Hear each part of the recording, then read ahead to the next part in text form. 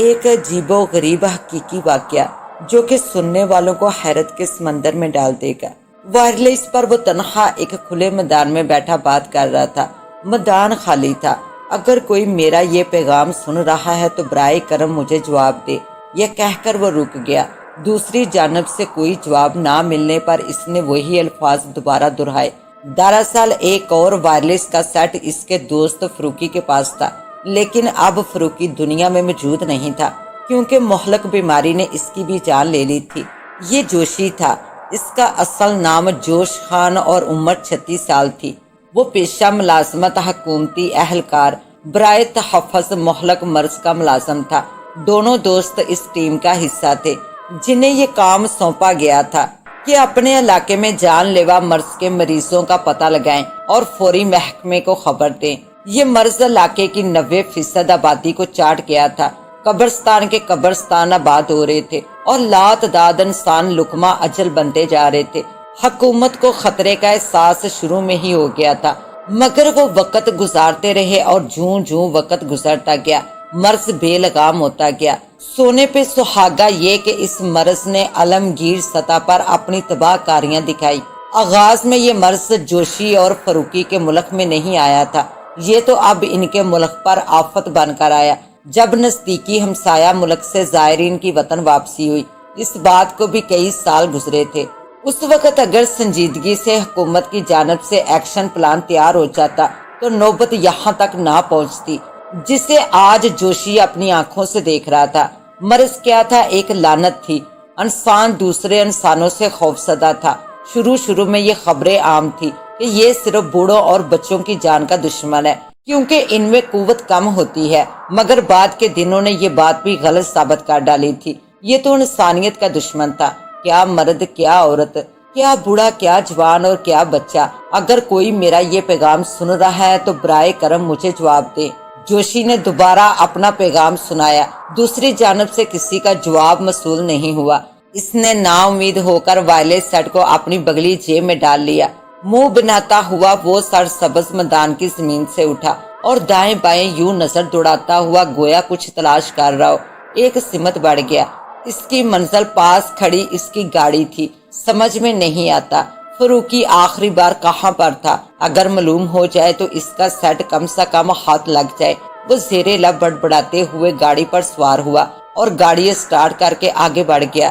اب اس کی منزل نزدیکی قبرستان تھی۔ وہ قبرستان جو چند 100 قبروں پر مشتمل تھا، لیکن اب وہاں ہزاروں کی تعداد میں قبریں ہی قبریں تھی اور ان قبروں کی حفاظت کرنے والے محض 2 جوان اور ایک بوڑھا شخص تھا جو ان جوانوں کا باپ تھا۔ قبرستان پہنچ کر جوشی نے رحم دین بابا کو دور سے دیکھ لیا تھا۔ وہ ایک پہاڑی ٹیلے پر بیٹھا گہری سوچوں میں ڈوبا دکھائی دیا۔ گاڑی اس کے 20 فٹ دور روک کر جوشی نے اسے اشارے سے سلام کیا۔ بابا رحم دین اس کی موجودگی پر پھیکی مسکراہٹ لبوں پر لاتے ہوئے ہاتھ کے اشارے سے اس کے سلام کا جواب دیتے ہوئے ٹیلے پر سے اٹھ کھڑا ہوا تھا۔ بابا کیسے ہیں آپ؟ جوشی نے دریافت کیا۔ میں تو ٹھیک ہوں بیٹا، لیکن کل ایک آدمی کھانستا ہوا گرتا پڑتا یہاں آیا تھا۔ اس سے پہلے کہ میں کوئی بات کرتا وہ یکدم زمین پر گرا اور وہیں اس نے دم توڑ دیا۔ جوشی یہ سن کر غمزدہ ہو گیا۔ بابا اپنی بات جاری رکھتے ہوئے جوشی کو بتا رہا تھا، ہم نے اپنا موٹا سا لباس پہنا اور اسے فوری دفن کر دیا۔ آپ کے دونوں جوان دکھائی نہیں دے رہے؟ وہ دونوں اس وقت مزید قبریں کھودنے کی غرض سے 2 کلومیٹر دور کام کر رہے ہوں گے۔ جوشی اس پر کیا کہتا، وہ خود اس تازہ خبر پر غم زدہ تھا۔ آبادی میں سے کوئی حکومتی اہلکار آیا تھا بابا؟ نہیں بیٹا، صرف تم آئے ہو، اور تو کسی کی خبر نہیں، پتہ نہیں زندہ بھی ہیں یا نہیں۔ جوشی سر ہلا کر رہ گیا۔ وہ جانتا تھا کہ حکومتی اہلکار یا تو رہے نہیں اور یا پھر اپنے اپنے گھروں تک محدود ہو کر رہ گئے تھے۔ اس مرض نے سب کو خوفزدہ کر دیا تھا کیونکہ یہ لا علاج مرض تھا۔ دنیا کی تمام حکومتوں کے دعوے جھوٹے تھے۔ آج اتنے مریض صحت یاب ہو کر گھر چلے گئے تو کل اتنے مریض اس مرض کی تباہ کاریوں میں اضافے کی بجائے کمی ہونے لگی۔ اس مرض میں مرنے والوں کی شرح صرف 2 یا 1% ہے۔ سب پراپوگنڈے پر منفی جھوٹی خبریں تھی، جبکہ حقائق اس سے کئی زیادہ خوفناک تھے۔ سچ تو یہ تھا کہ جسے یہ مرض ایک مرتبہ لگ جاتا تو اسے کسی پل سکون نہ ملتا۔ इसे तो सुकून सिर्फ कब्र में उतर कर ही मिलना था। सो काफी लोग अब इस कब्रिस्तान में दबकर पुरसुकून हो चुके थे। जोशी अक्सर सोचता क्या वाकई सुकून सिर्फ कब्र में मिलता है। जोशी ने गाड़ी को स्टार्ट किया और हस्बे मामूल इसे आबादी की जानब मोड़ लिया।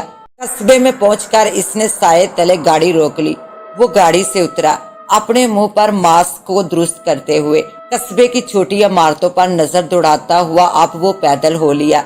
अभी इसने 50 कदम ही लिए थे कि सामने से एक खतून इसकी जानब चली आती इसे दिखाई दी। वो तेज चलती इससे 15 कदमों के फासले पर रुक गई। भैया क्या तुम मेरी मदद कर सकते हो? कैसी मदद बीबी?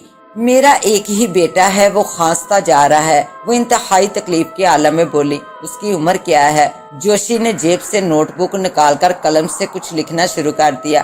भैया क्या तुम डॉक्टर हो? वो पुरउम्मीद लहजे में बोल रही थी। जोशी ने कुछ सोचा और फिर यकदम जवाब दिया, हाँ। इससे आगे वो कुछ नहीं कह सकता था क्योंकि इससे मालूम था कि इस औरत को अगर वो बता देता कि वो डॉक्टर नहीं है तो वो इसे अपने घर तक ना ले जाती बल्कि आगे कहीं भागती चली जाती। खुदाया तेरा शुक्र है, तू कदम कदम पर मददगार है। वो कदरे रोती आवाज में चेहरे पर हाथ फेरती हुई बोली, बीबी बच्चे की उम्र क्या है? वो 13 साल का है भैया। जोशी ने मोजी नोटबुक में दर्ज किया। खांसी कब से है इसे? सुबह से है भैया। क्या बार बार खांस रहा है? हाँ, 1 घंटे से बार बार खांस रहा है।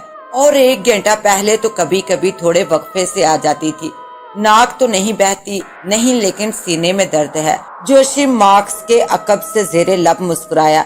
फिक्र की बात नहीं बीबी, कहाँ है घर आपका? ये आगे तीसरी गली से छठा घर दाहिने हाथ पर है भैया। जल्दी चलो मेरे साथ। ठीक है, मैं अपनी गाड़ी लेकर आता हूँ।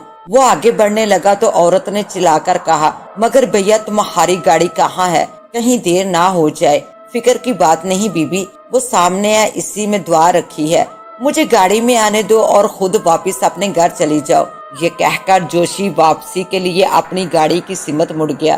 कमरे में एक लकड़ी की चारपाई थी। साफ सुथरी चादर पर एक 12-13 साल लड़का खांस रहा था। जोशी ने इसे बैग खोलकर खांसी का शरबत पिलाया और फिर बैग से 3 पत्ते अद्वियात के दिए। एक कागज पर कुछ हदायत लिखकर खतून को समझाई। बच्चे को ज्यादा बुखार नहीं था। जोशी ने इसे एक मशीन के जरिए बाप भी दिलवाई। घबराने की जरूरत नहीं, ये मोहलक मर्ज नहीं है। घर से बच्चे को बाहर ना जाने दें।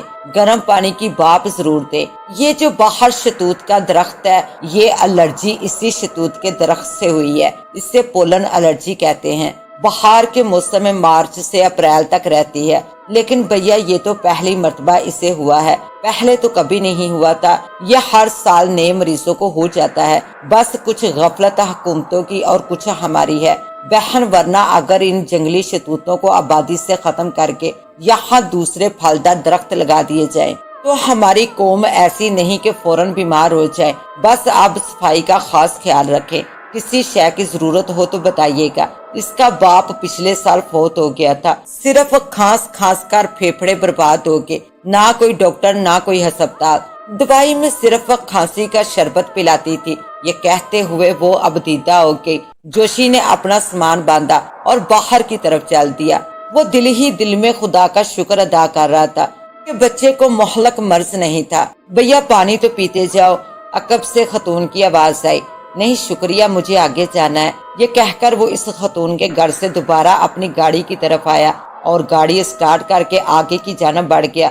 वो आगे की गली से मुड़ा ही था कि सामने निगाहें पड़ते ही इसकी सीटी गुम हो गई।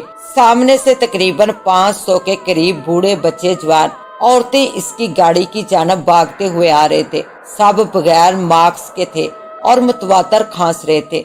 अक्सर की हालत इतनी गैर हुई जा रही थी कि इनसे ठीक से भागा भी नहीं जा रहा था। फिर सामने से एक बच्चा लड़खड़ाकर गिरा और पूरा मजमा जो इसके पीछे था इसे कुचलता हुआ जोशी की जानब बढ़ने लगा। इस हजूम में कितने ही बूढ़े बच्चे, जवान और औरतें अपना तवाज़ुन बरकरार ना रखते हुए एक के बाद एक दूसरे पर गिरते चले गए। बहुत से तो जोशी से 50 कदम के फासले पर रह गए थे। जोशी की गाड़ी स्टार्ट होने का नाम नहीं ले रही थी। बिल आखिर इसने भागने की ठान ली। गाड़ी वो बाद में आकर भी ले सकता था, लेकिन अब देर हो चुकी थी। अब कुछ नहीं हो सकता था। इस हजूम ने जोशी को आ लिया था। اس کے مارکس کو بھی کھینچ ڈالا تھا، اور ایک نہایتی بوڑھے داغدار چہرے والے شخص نے اس کی آنکھوں میں آنکھیں ڈال کر کھانستے ہوئے کہا، بچا لو مجھے۔ جوشی کا سانس گھٹتا چلا گیا۔ جوشی ہڑبڑاتے ہوئے نیند سے جاگا۔ اس کے ماتھے پر بے تحاشا پسینہ تھا۔ سائڈ ٹیبل پر رکھا اس کا سیل فون بجے چلا جا رہا تھا۔ اس کا حلق خشک ہوا جاتا تھا۔ اس نے کانپتے ہاتھوں سے فون اٹھایا۔ جی بس وہ اتنا ہی بامشکل کہہ سکا تھا۔